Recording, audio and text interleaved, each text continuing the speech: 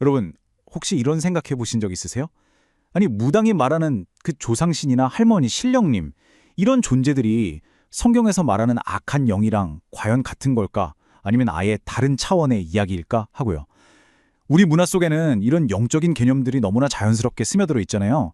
그래서 성경이 가르치는 영적 세계관이랑 비교하면서 혼란을 느끼는 게 어쩌면 당연한 일입니다. 특히 중요한 문제를 앞두고 마음이 답답할 때 점을 보거나 구술하는 문화를 우리가 너무 쉽게 접할 수 있으니까요. 오늘 이 시간에는 바로 이 깊고도 중요한 질문에 대해 성경을 기준으로 한번 명확하게 파고 들어보겠습니다. 자, 그럼 본격적으로 한번 시작해 보겠습니다. 샤머니즘 전통이 우리에겐 참 익숙하잖아요. 그러다 보니 자연스럽게 영적 세계에 대한 질문들을 품게 됩니다. 눈에 보이지 않는 세계가 분명히 있는 것 같은데 우리가 어렴풋이 알고 있는 그 세계랑 성경이 선명하게 말하는 영적 세계는 도대체 어떻게 연결되고 또 뭐가 다른 걸까 하는 질문 말이죠. 오늘 바로 그 답을 함께 찾아가 보시죠. 네, 바로 이 질문이 오늘 우리가 파헤쳐볼 핵심입니다. 이건 그냥 지적인 호기심을 채우는 그런 문제가 아니에요. 우리의 세계관, 더 나아가서 우리가 뭘 믿고 의지하며 살아갈 것인가 하는 그 믿음의 뿌리를 다루는 아주 실제적인 문제거든요. 오늘 성경을 통해서 그 명확한 기준을 함께 세워보도록 하겠습니다. 자, 가장 먼저 우리가 확실히 해야 할 전제가 하나 있습니다. 그건 바로 성경은 눈에 보이지 않는 영적 세계가 진짜로 존재한다고 그 어떤 책보다도 분명하게 인정하고 있다는 사실이에요. 이 말씀처럼요, 우리의 삶이라는 게 그냥 눈에 보이는 사람들이랑 부대끼고 물질적인 문제를 해결하는 걸로만 끝나는 게 아니라는 거죠. 그 배후에는 우리 삶에 영향을 미치려고 하는 보이지 않는 영적 세력, 성경 표현 그대로 하늘에 있는 악의 영들과의 치열한 싸움이 존재한다고 선포하고 있습니다. 그러니까 진짜 문제는 영적 세계가 있냐 없냐 이게 아닌 겁니다. 네, 바로 이겁니다. 핵심은 해석의 차이예요. 무속인들도 영적인 현상을 경험하죠. 성경도 영적 현상에 대해 말합니다. 양쪽 다 보이지 않는 존재가 개입한다고 이야기하거든요.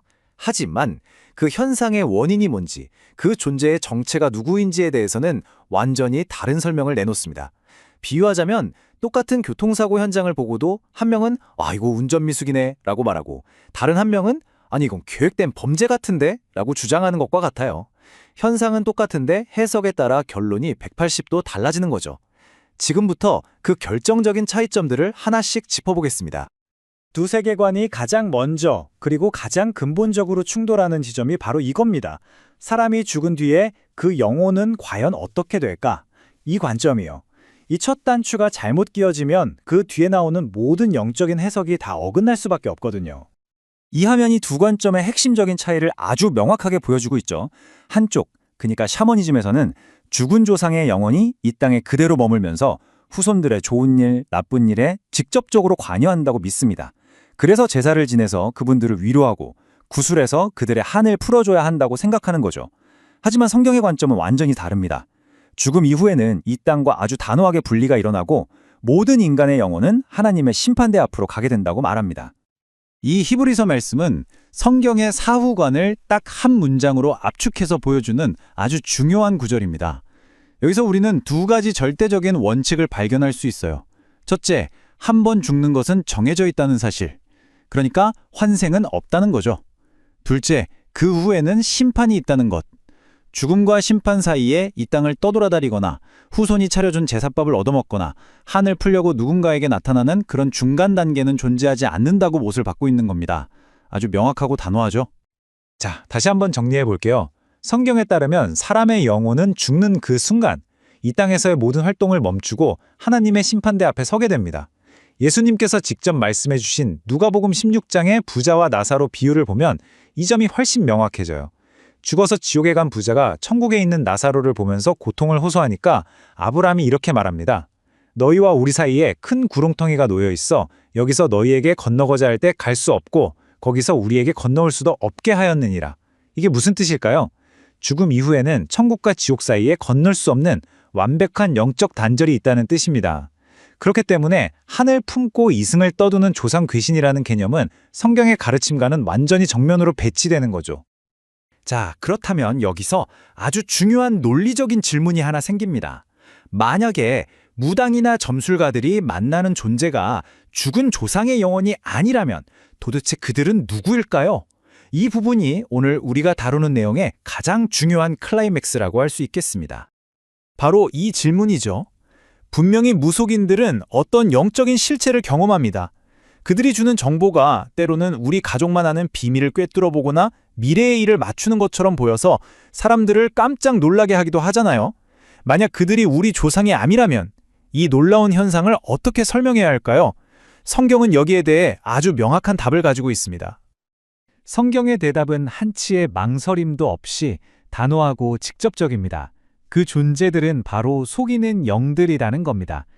이들은 타락한 천사들, 즉 사탄의 세력에 속한 악한 영적인 존재들이에요.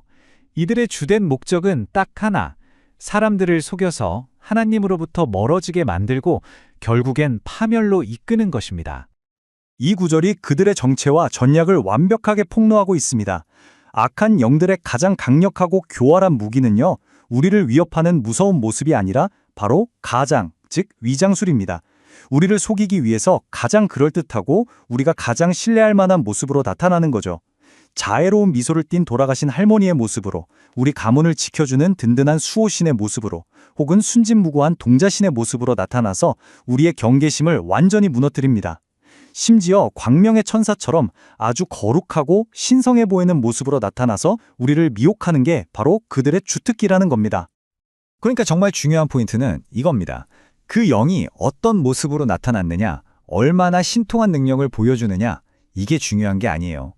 그 영이 궁극적으로 우리를 어디로 이끌고 가느냐, 이게 바로 그 정체를 판별하는 유일하고 확실한 기준입니다. 만약 어떤 영적인 존재가 우리에게 예수 그리스도를 통한 유일한 구원의 길을 가르치지 않고 오히려 두려움과 미신, 끝없는 제사나 복채 요구, 혹은 인간적인 의식에 우리를 묶어둔다면 어떨까요? 그 모습이 아무리 자비로운 조상처럼 보이고 그 말이 아무리 위로가 되는 것처럼 들릴지라도 성경은 그 배후에 우리를 하나님에게서 멀어지게 하려는 속이는 영이 있다고 강력하게 경고하는 겁니다.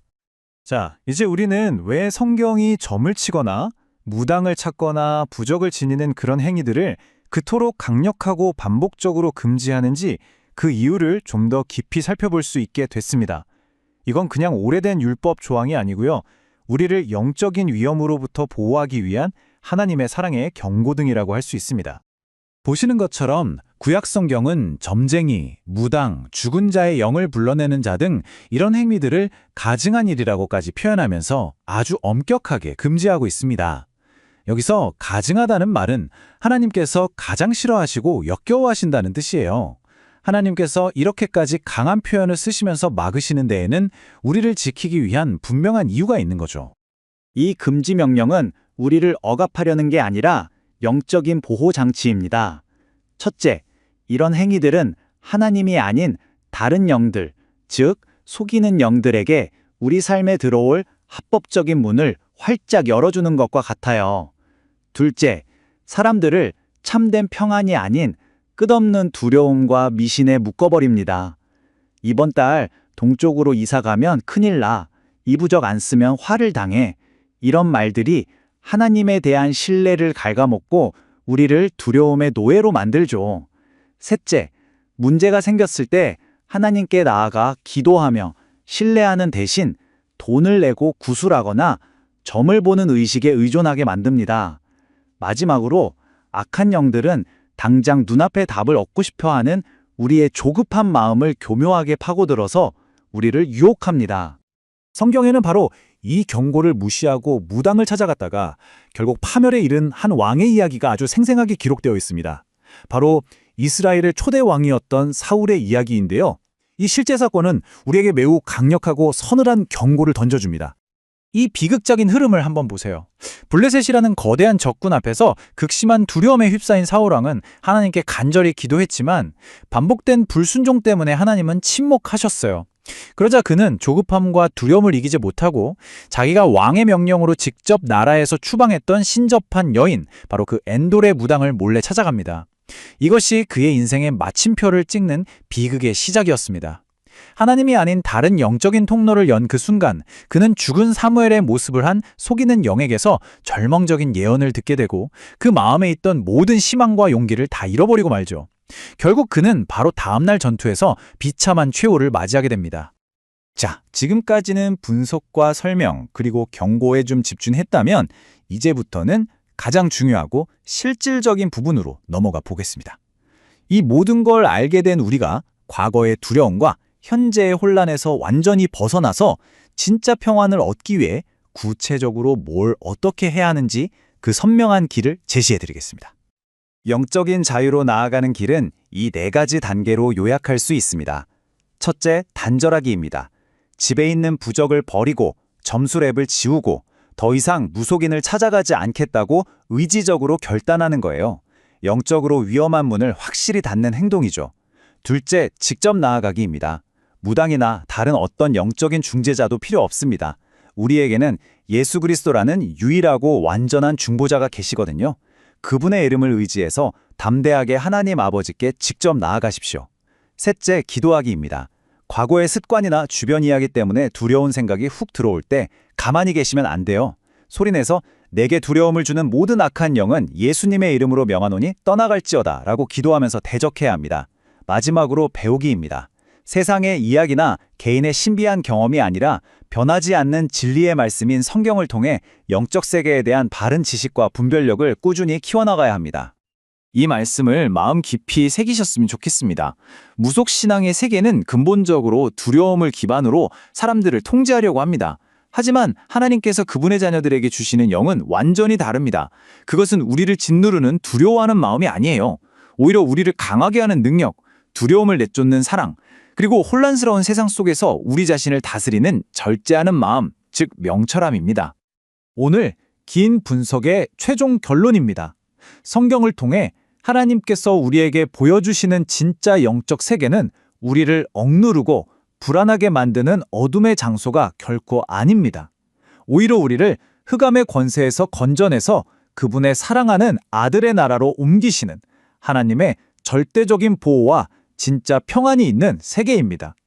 우리가 믿고 의지해야 할 것은 무당이 보여주는 혼란스럽고 두려운 영의 세계가 아니라 십자가에서 피 흘려 우리를 사신 예수 그리스도의 능력과 그분의 말씀입니다.